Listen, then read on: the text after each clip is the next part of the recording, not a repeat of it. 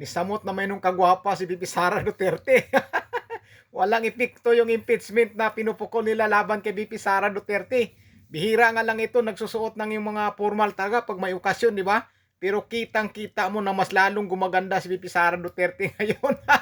Sakit ulo nila dito, biruin mo. Inimpeach nila, pinupukol nila kung ano-ano mga sinasabi nila. Pero tingnan nyo si VP Sara Duterte, lalong gumaganda. Nagkagwapag mayo.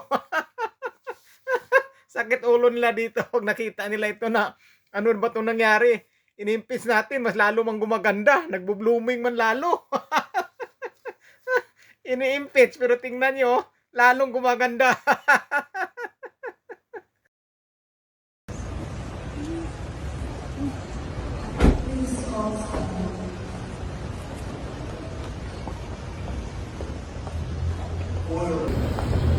Full hope and anticipation that we too may share in the glory of God's kingdom. We pray hope and anticipation that we too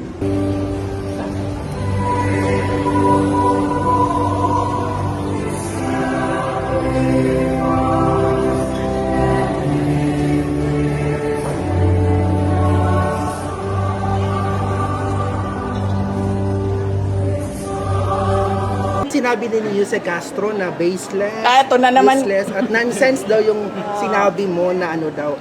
Ang Marcos daw nag-aid doon sa ICC. Ulitin ko ha. Si Claire Castro is a spokesperson of the President and the Office of the President, or hindi ko alam kung kaninong spokesperson siya. Pero by the fact na spokesperson ka at merong C ng Office of the President dyan, dapat maging professional ka sa mga sinasabi mo.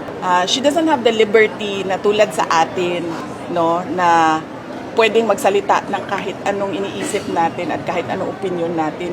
Kasi nagsasalita tayo para sa sarili natin. Pero kapag may scene sa likod mo, sa harap mo, kung ano yung professionalism na hinihingi galing doon sa opisina na yon, yun dapat ang ipakita at ibigay mo sa taong bayan. Kaya, again, ano sinabi ko dati?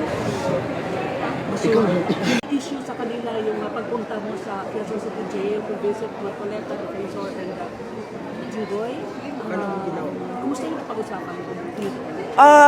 Wala namang, I don't see anything wrong with visiting persons deprived of liberty. Noong ako ay mayor pa, bumibisita ako dito sa Maa City Jail. Nagdadala kami ng mga regalo at tinatanong namin sila kung ano yung mga pangangailangan nila. Sa Office of the Vice President, meron kaming mga Thanksgiving na ginawa namin sa loob na mga jails, tulad noong pagbisita namin sa Bacolod City. So wala ako nakikitang masama sa pagbisita sa mga tao tulad ni PRD at iba pang mga nasa loob ng detention. Wala akong nakikita na masama sa pagbisita kay Arnie Teves, kay Pastor Kibuloy, the President Duterte, Senator Rodante Marcoleta, Senator Jinggoy Estrada, and Mike Defensor, kasi kilala ko naman sila. I think kaibigan ko sila. Hindi ko lang alam kung kaibigan nila ako, pero sa tingin ko naman kaibigan ko sila. And dapat tayo magpakita ng empathy sa mga tao and sympathy sa mga tao na deprived of liberty. Kasi I can only imagine, no, hindi yung physical na prison, but yung hindi ka na malaya na maggawa kung ano yung mga normal at ordinaryong ginagawa mo sa buhay. So, give sympathy and empathy sa mga PDLs. Ano yung napag-usapan niyo, VP? Pinayuhan niyo kasi. Wala, uy, ginoo ko, ako pa'y mupayo kay Senator. Ang sinabi ko lang sa kanila doon ay kung ano yung para sa bayan, yun ang gawin ninyo. Yung mga paninira nila kay Vice President Sara Duterte, wala talagang impikto. Tingnan nyo namang hitsura ni VP Sara Duterte, parang walang problema, parang walang impeachment na hinaharap. Wala lang nangyari. Di ba? Kaya yung mga kalaban ni VP Sara Duterte, sila yung mga pumapangit no? Sila yung na-stress. Pero yung in-impeach nila, tingnan nyo itsura. Lalong gumaganda, di ba? Lalo ngayon, si VP Sara Duterte, medyo lumit yung katawan niya, di ba? Dati, medyo sabit-sabit konti ito si VP Sara Duterte, pero yung nagkaroon dyan ng impeachment, yung mga maraming nagbibintang sa kanya ng ano-ano, tingnan nyo, lalong gumaganda si VP Sara Duterte, lumalabas yung talagang tunay na kagandahan niya. Nagkagwapang mayo. Oh, tingnan mo, gwapa kesta na, no, di ba?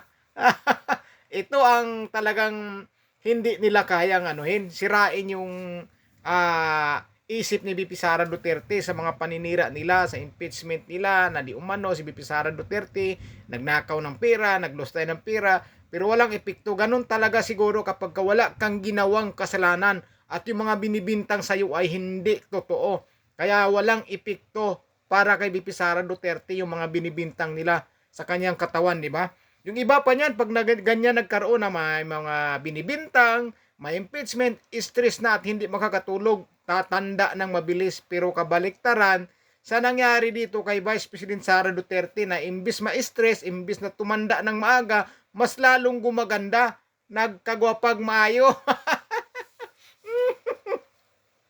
Natatawa ako dito eh. Pag nakita nila nung suot ni VP Sara Duterte, pag nakita nila yung tingin ko talaga, grabe siguro iniisip nila. Ito din pag nakita nila ito, ano na ba nangyari sa ini-impeach natin na mas lalong mang gumaganda, mas lalong lumabas yung tunay na kagandahan. Parang walang ka-stress, walang kapuyat-puyat. Hindi apektado. Kaya yung mga nagbibintang kay VP Sara Duterte, sila yung nai-stress, sila yung hindi nakakatulog dahil yung sinisiraan nila hindi masira-sira. Kahit anong gawing pamumukol nila na paninira, hindi talaga umiipikto sa sambayan ng Pilipino dahil hindi sila panipaniwalaan ng mga tao. Diba, pagkatapos ang impeachment, kung sino-sino dyan magpa-interview, magpa-presscon, para magsasabi lang ng kung ano-ano kay VP Sara Duterte, kung ano-ano ang sinasabi nila na di umano, dapat daw si VP Sara Duterte humingi daw ng tawad at huwag nang tumakbo sa pagkapangulo ayon ng isang abogadong matandang babae, di ba? Sabi niya, humingi daw ng tawad si VP Sara Duterte at huwag na lang daw tumakbo sa pagkapangulo. Pinapakita lang talaga nila na takot sila na tumakbo si VP Sara Duterte sa pagkapangulo dahil alam nila hindi nila matatalo ang Vice Presidente. Kaya kung ano-ano na lang ang sinasabi nila. Mga guni-guni na lang yung sinasabi nila. Pero lahat ng paninira nila, hindi pinapaniwalaan ng mga tao talaga. Yung mga naniniwala, yung sila-sila lang din magkakakampi niyan. Pero sa mga supporters ni VP Sara Duterte, na akala nila babaliktad yung mga supporters ni VP Sara Duterte kapag nasisiraan nila. Nagkakamali sila dahil mas lalong sumusuporta yung mga taong nagmamahal kay Vice President Sara Duterte. Mas lalo pang ang nadadagdagan yung mga taong sumusuporta kay Vice President Sara Duterte. Makikita nyo naman sa survey, di ba? Makikita nyo, mas lalong tumataas yung survey niya. Dahil nakikita na sambayan ng Pilipino na yung mga pinupukol nila laban sa Vice Presidente ay puro gawa-gawa at pagbibintang lang para masiraan ang Vice Presidente sa taong bayan. Yung matanda na tumawag ng witness na hoy, sabi niya, humingi daw ng tawad si VP Sara at wag nang tumakbo sa pagkapangulo. Kitang-kita no? Sa pananalita pa lang kitang-kita mo ng takot talaga sila Takot talaga sila na magiging pangulo si VP Sara Duterte. Kay dili manginila ni mapildi. Kano sa aba nila ni mapildi si VP Sara Duterte?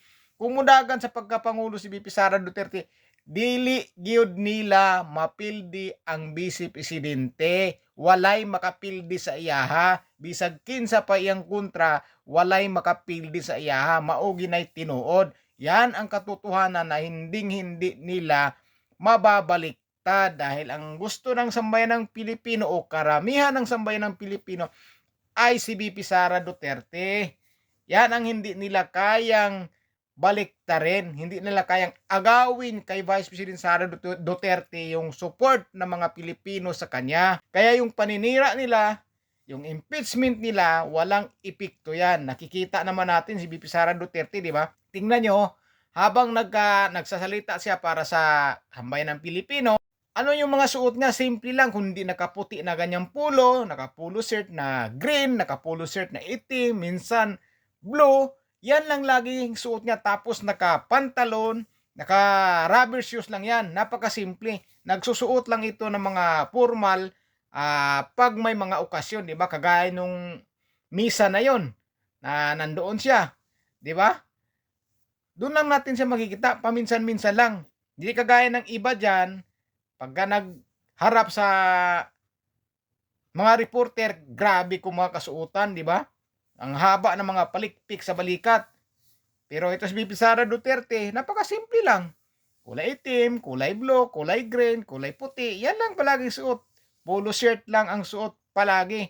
At hindi mo nakikita ito na nagkukwintas, nagririlo ng mamahalin, o naggagamit o gumagamit ng bag na mamahalin. Hindi mo nga nakita nagririlo to eh. At saka may suot na kwintas, saka bracelet na mga mamahaling alahas. Wala nga eh, di ba?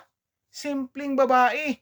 Pero kahit gaano kasimple, kitang-kita mo ang kagandahan, ang kagwapahan ni VP Sara Duterte. Walang epekto yung mga pamumukol na paninira nila.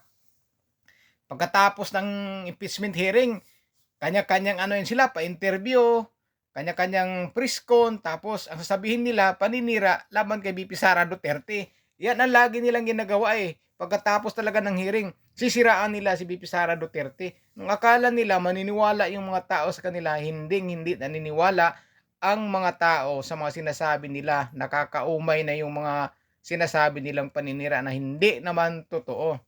Ito, napakasimpleng babae. Hindi mo nga makita ito na talagang formal palagi suot, yung maganda.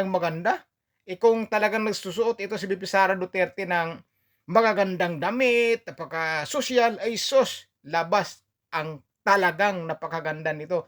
Pero hindi niya ugali iyon. Hindi niya ugali na magsusuot ng mga mamahalin. Kita nyo nga, di ba? Nag-ano lang siya, umorder lang ng Shopee, di ba? Doon mo makita, isang vice presidente sa Shopee umorder. O di ba? Doon lang siya umorder. Napakasimple talaga. Doon mo makita napakasimple. Kaya swerte tayo mga Pilipino kapag ito ang magiging susunod na Pangulo. Sigurado tingin ko talaga uunlad ang bansa natin. May pag-asa ang bansa natin kapag si VP Sara Duterte. Kaya diyan ang sasakit ulo nila dahil hindi nila kaya.